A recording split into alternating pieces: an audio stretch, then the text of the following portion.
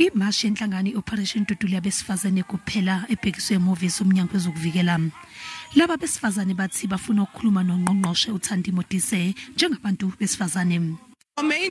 That we're demanding a mass deportation of illegal immigrants, and we're demanding that they deploy more of the army in the locations and into also the cities around in South Africa, as well as they need to deal with the corrupt guys that are working at the border gates, because they are the ones that are letting these illegal immigrants get into our country.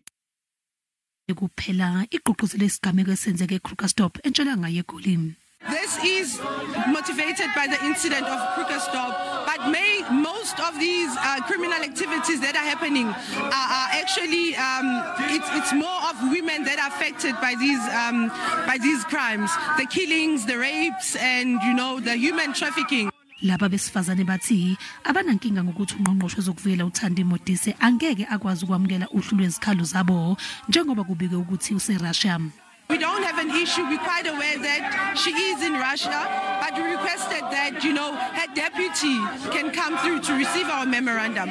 Kusasa, Lenhlangano izoba nenye imashi eTshwane.